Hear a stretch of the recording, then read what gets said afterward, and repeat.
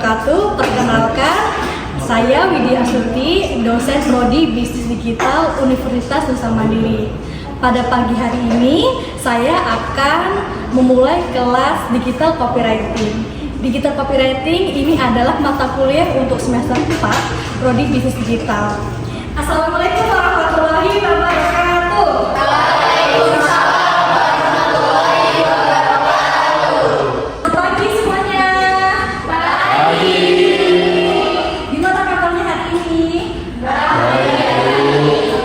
Pada pagi hari ini kita ada jadwal mata kuliah Digital Copywriting. Di sini sebelumnya apakah sudah ada yang tahu apa itu Digital Copywriting? Belum. Sebelum kita masuk ke materi, Ibu akan memulai menjelaskan sedikit rencana pembelajaran kita untuk satu semester ini. Oke, ini adalah RPS mata kuliah Digital Copywriting, di mana sekarang kalian sudah berada di semester 4. Nah, Digital Copywriting ini merupakan salah satu mata kuliah unggulan dari Prodi Bisnis Digital. Oke, di sini Ibu akan menjelaskan beberapa capaian dari mata kuliah ini. Berikut beserta jenis ujian UTS dan juga UAS serta penugasan. Oke, ini adalah tahapan akhir dari mata kuliah Digital Copywriting. Yang pertama di sini mahasiswa mampu menjelaskan jurnalis atau menjelaskan atau bertugas sebagai jurnalisme gitu, sebagai penulis. Kemudian di sini mahasiswa juga dimampukan tahu nih gimana berkomposisi iklan yang pas dan juga bagus. Kemudian di sini mahasiswa dimampukan untuk dapat menguraikan pendapat, ide-ide, gagasan yang unik-unik dan juga yang kreatif. Kemudian di sini mahasiswa mampu mengevaluasi ya kan proses pembelajaran di mata kuliah copywriting. Oke, di sini Ibu akan menjelaskan beberapa penugasan yang akan kalian lakukan baik UTS dan juga UAS. Yang pertama di sini misalkan penugasan UTS. Nah, UTS ini nanti ada tugas membuat iklan, perencanaan iklan.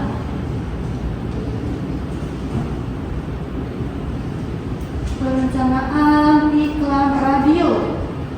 Nah, oke, sebelum ke materi, kalian udah sering dengar radio atau pernah dengar radio? Nah, kalau radio biasanya kan menggunakan indera apa nak? Indera pendengaran. Berarti diharapkan kalian bisa menganalisis, membuat iklan yang asik dan juga unik yang bisa didengarkan kepada audiens.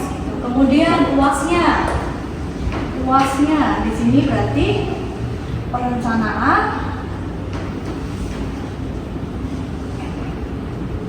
iklan TV. Oke. Di sini punya TV semua kan? Punya. Oke, pastilah TV. Siapa sih yang nggak tahu TV? Nah, di sini UASnya yaitu kalian diharapkan dapat membuat perencanaan iklan TV. Kalau TV berarti beberapa indera itu digunakan. Contohnya pendengaran, penglihatan, gitu. Dan juga apa? Kreativitas. Oke, pada pertemuan 1 di sini kita akan belajar nih apa itu copywriting dan copywriter. Sebelum masuk ke materi, kalian udah tahu apa itu copywriting dan copywriter? Sayang banget. Coba kalau menurut kalian apa deh? Kamu coba. Oh, orang yang bertugas untuk menulis buku. Ya, bener, hampir bener. Kemudian kalau misalkan copywriter, apa? Copywriting nih, tadi kan Syakila ngomong copywriter, berarti orang yang bertugas menulis. Kalau misalkan copywriting, coba kamu. Kalau copywriting itu hasil tulisannya, Ibu? Ya, bener. Copywriting yaitu hasil dari penulisannya atau naskahnya yang tadi ditulis oleh copywriter. Oke, ini adalah ketentuan dari mata kuliah copywriting. Yang pertama di sini nilai akhirnya ini tuh apa? Dari attitude dari apa? Tingkah laku kalian. Di sini akan dinilai sebanyak 15%. Seminar, workshop, nilai rata-rata karya itu 65%. Kemudian di sini ada nilai itu kehadiran, keaktifan, praktek di dalam kelas, mengumpulkan resume dari workshop, seminar, presentasi aspek karya dan penyajian berbagai nilai karya. Nanti setiap kelas di sini wajib mengumpulkan satu flash disk. Jadi satu flash disk dapat digunakan untuk satu kelas untuk pengumpulan. Nanti di dalamnya berisi yaitu tadi karya-karya dari UTS dan UASnya dari hasil iklan radio dan juga iklan televisi. Oke, copywriting yaitu seni penulisan dari pesan penjualan. Nah, coba misalkan kita lihat sehari-hari ada minuman mereknya Le Mineral. Nah, di benak kalian kata-kata Le Mineral yang terbesit apa? Ada manis-manisnya. Iya, ada manis-manisnya. Kalau misalkan kopi ABC, apalagi yang kalian ingat apa? Kopi.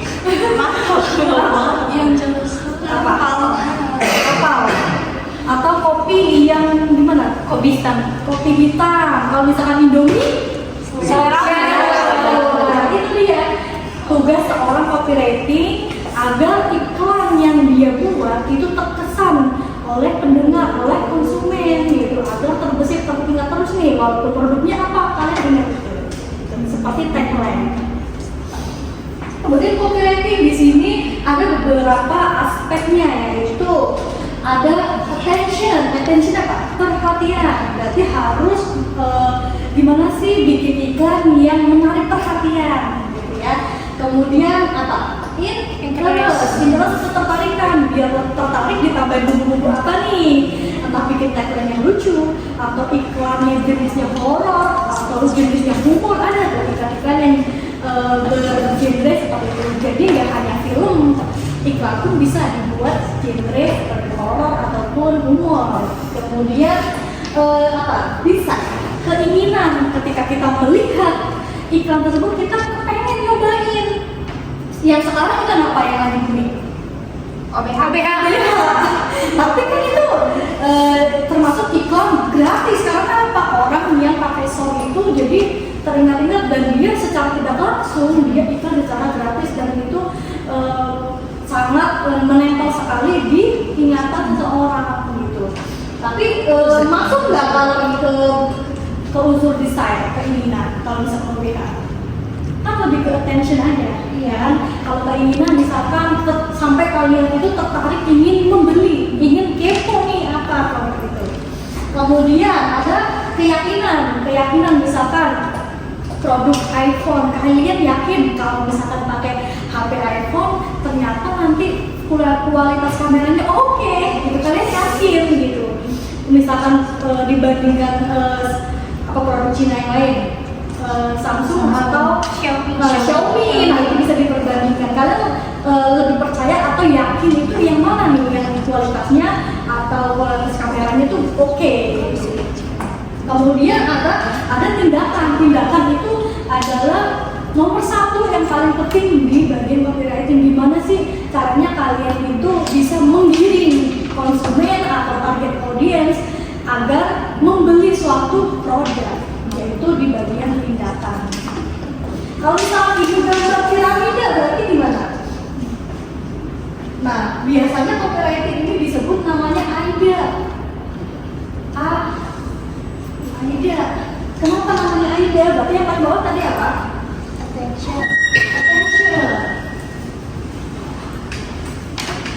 Nah, yang kedua interest.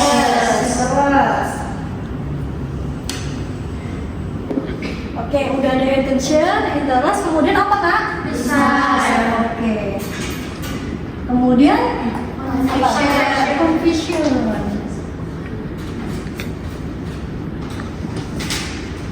Yang paling atas apa? Action. Nah, ini adalah komponen AIDA. Kalau misalkan kalian ingat, ini adalah teknik copywriting yang terkenal. Pasti basicnya attention, interest, design, confusion, dan action. Gitu. Oke, jangan lupa siapa? Oke, udah ya. Oke, asal dan tujuan dari copywriting. Ya, coba dibaca. Siapa? Malika. Yang pertama, asas umum yang harus dipatuhi dalam copywriting. Pertama itu harus jujur, bertanggung jawab, dan tidak bertentangan dengan hukum yang berlaku. Yang kedua, tidak boleh menyinggung perasaan dan merendahkan dengan martabat negara, agama, susila, adat, budaya, suku, dan golongan. Yang ketiga itu harus dijiwai oleh asas persaingan yang sehat. Tujuan copywriting sendiri adalah untuk membentuk perilaku membeli dan terpenuhinya pesanan penjualan. Oke, jadi itu adalah asas dan tujuan copywriting. Benar, yang pertama harus jujur. Jujur gimana? Jujur itu produknya tidak dilebih-lebihkan, tapi memang ada beberapa copywriting yang melebih-lebihkan, tapi dari segi lain.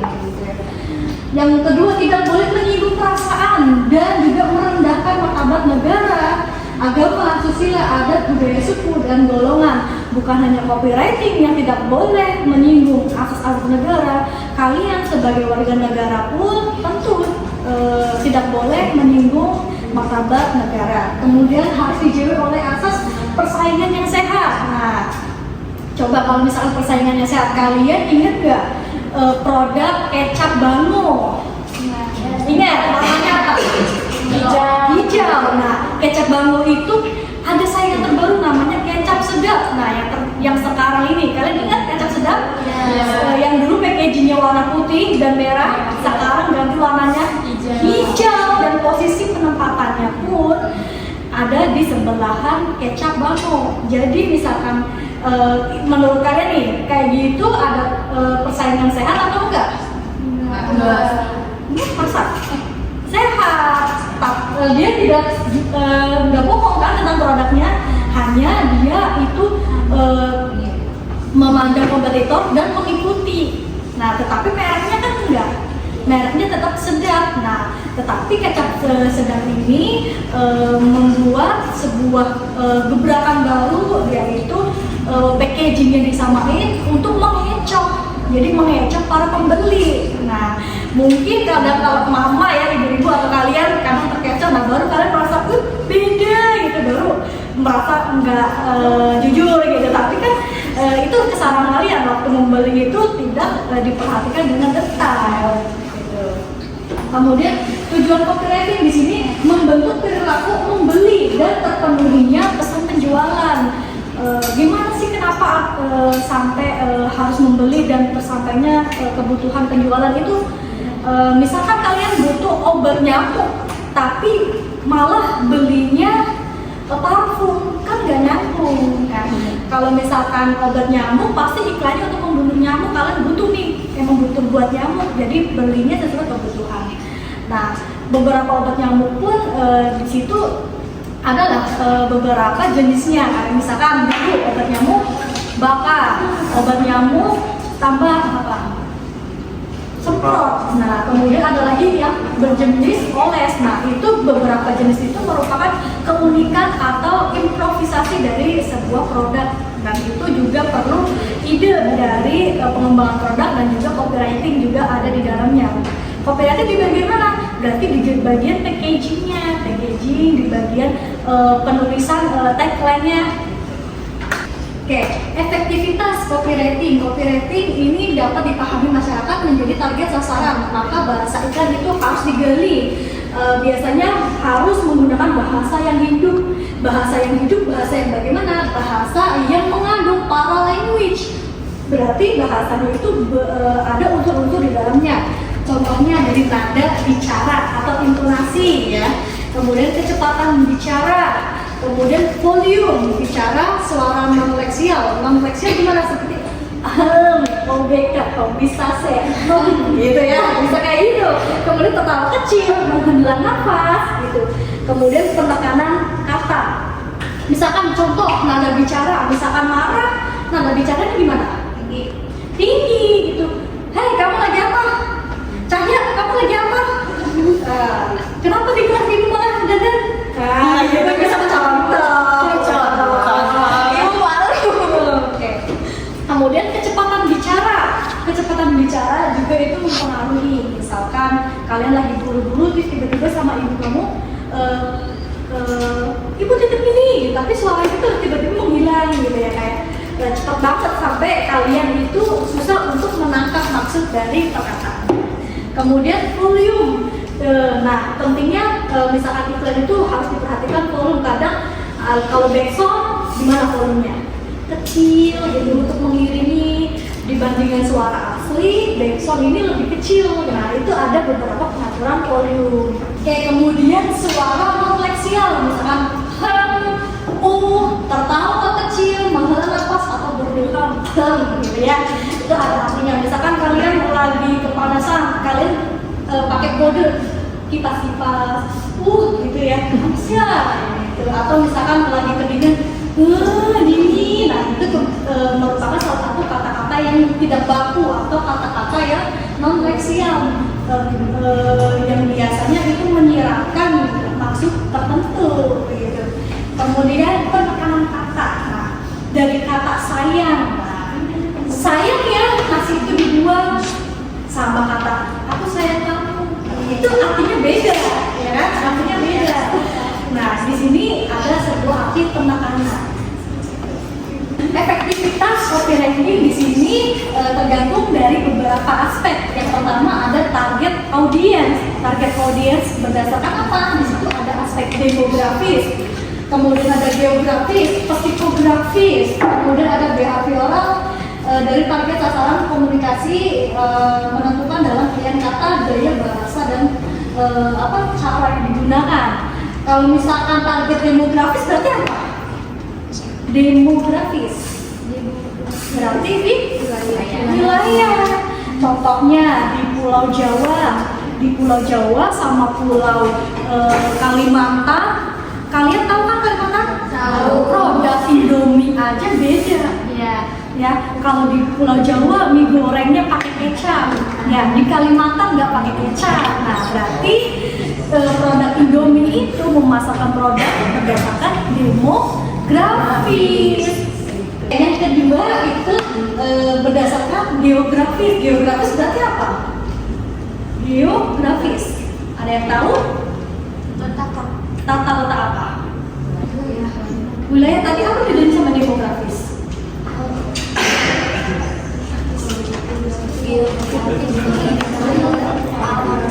Alam. Oke. Kalau misalkan alam, misalkan di sini sama kutub utara. Nah, itu ya. Kan beda geografisnya. Di kutub utara di sana daerah dingin jual es krim. Ya. Udah laku dong. Iya. Kemudian psikografis berarti apa?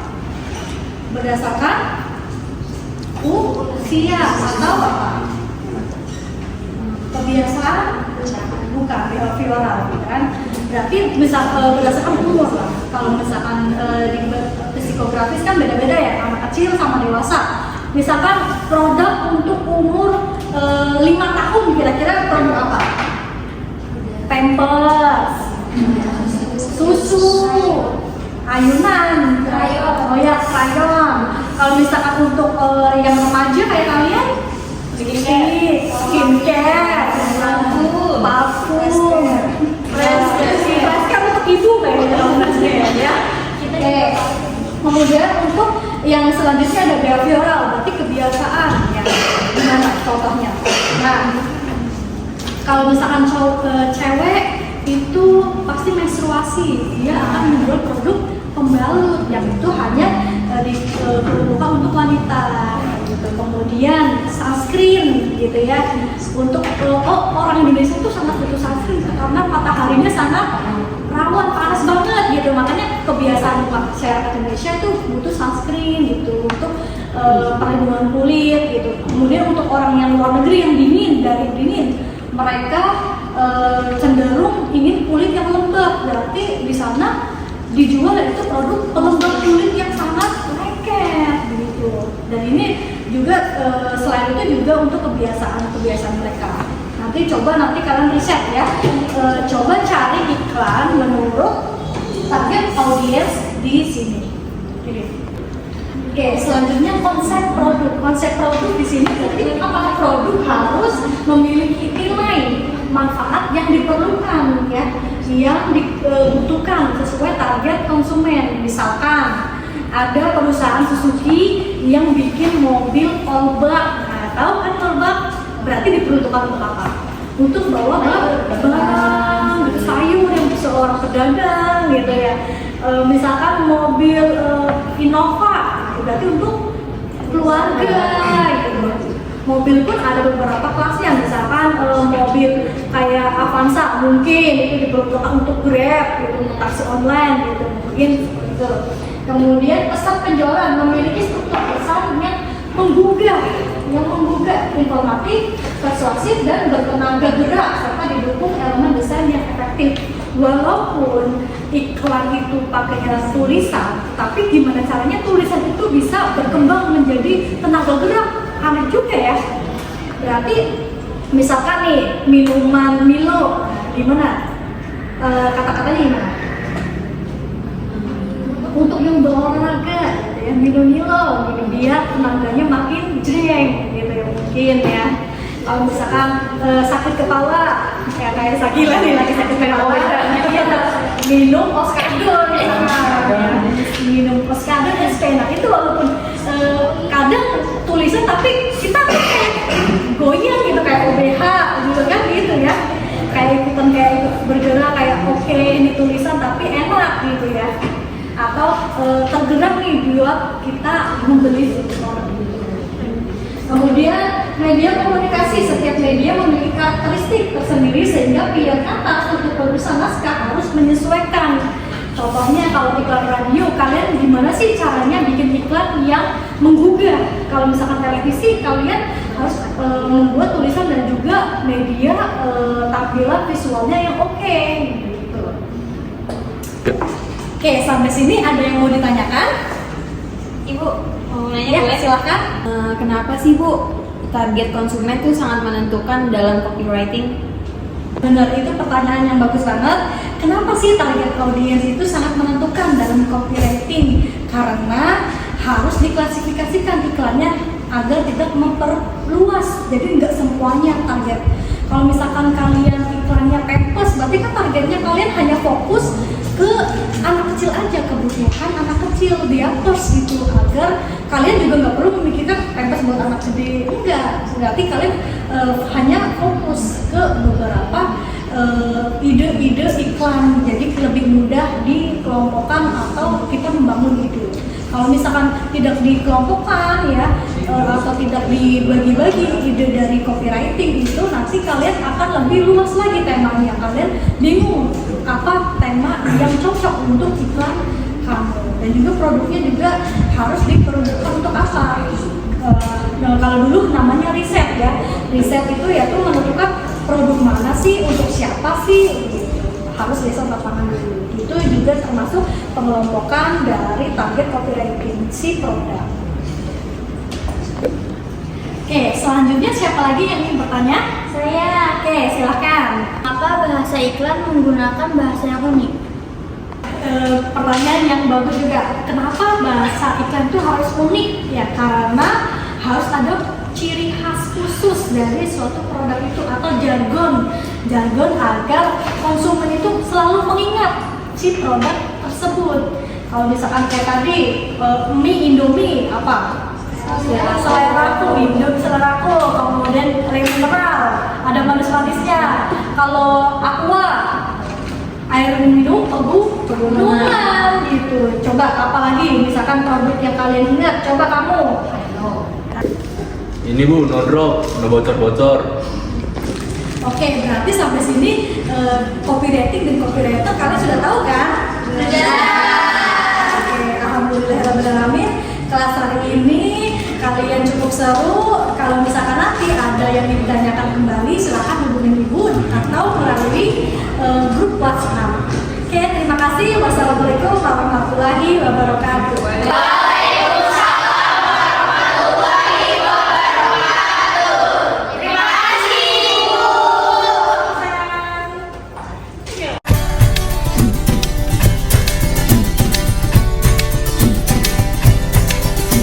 Siti Sarjana, usaha mandiri tempatnya.